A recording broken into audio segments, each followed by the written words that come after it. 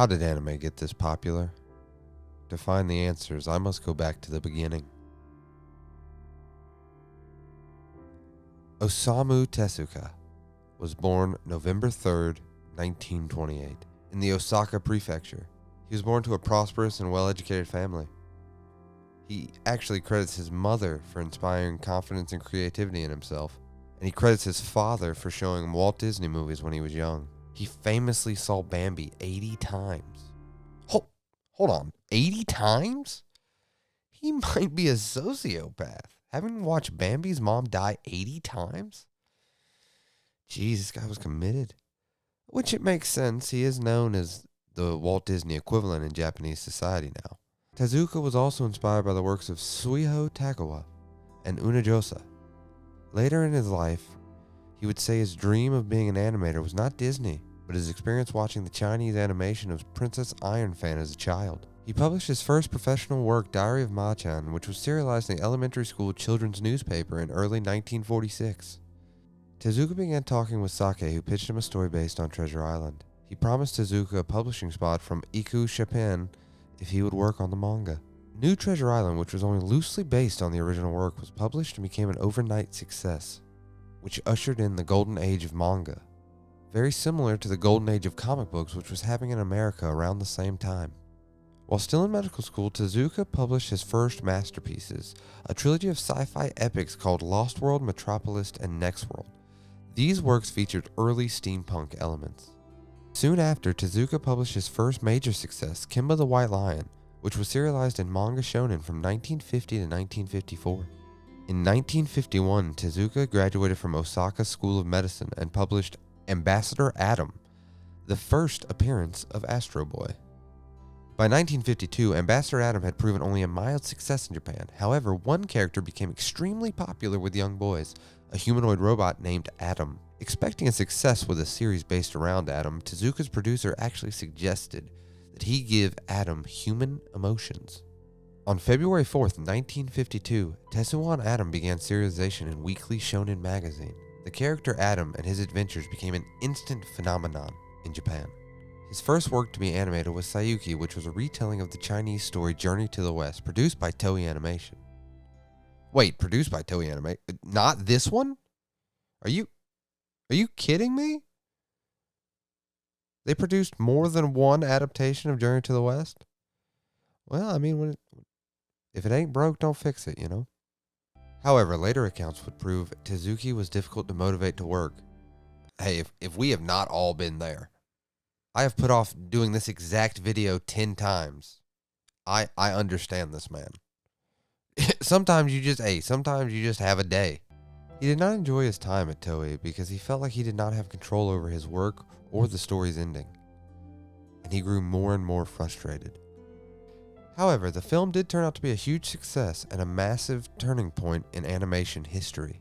The film introduced a simplified art style and it limited animation as labor and cost savers, and it introduced Sato, one of his assistants to Toei, who would later become the director of the studio's first TV series. In 1961, Tezuka entered the animation industry by founding the company Mushi Productions as a rival to Toei Animation. His initial staff was animators he met while making Sayuki, that he convinced to join his studio by paying them double what Toei was paying them, and also paying for food. Hold on a minute.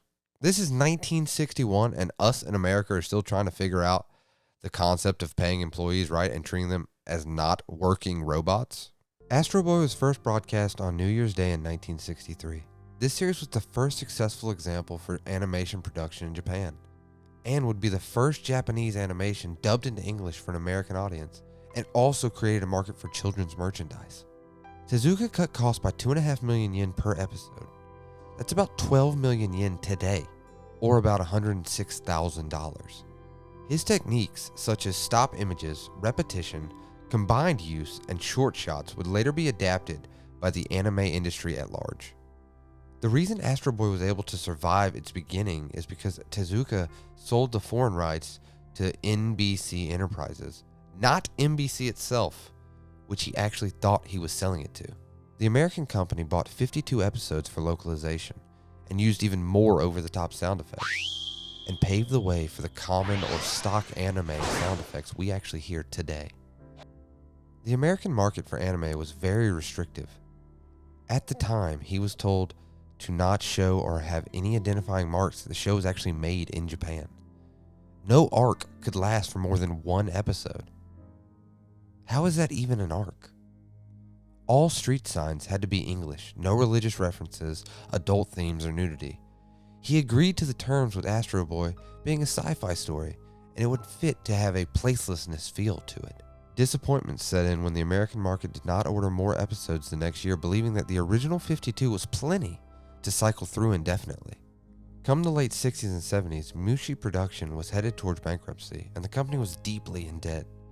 To try and save his company, Tezuka turned to the adult film market and produced 1001 Nights and Cleopatra. Both attempts failed to save the company. Tezuka stepped down as acting director in 1968 to found a new animation studio, Tezuka Productions, and continue experimenting with animations late into his life.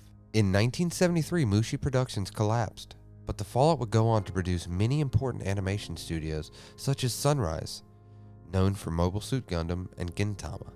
Tezuka died of stomach cancer on February 9, 1989. His last words were allegedly, "I'm begging you, let me work," spoken to a nurse trying to take his drawing equipment away. In 2014, it was reported that Tezuka's daughter opened a drawer in her father's desk which had been locked since his passing. She found a half-eaten chocolate bar, a handwritten essay about Katsuro Otomo in regards to his good work on Akira, sketches from various projects, and a large number of erotic sketches of anthropomorphized animals. So, a man of culture, I see. This case was just getting started. It was just the beginning of this culture.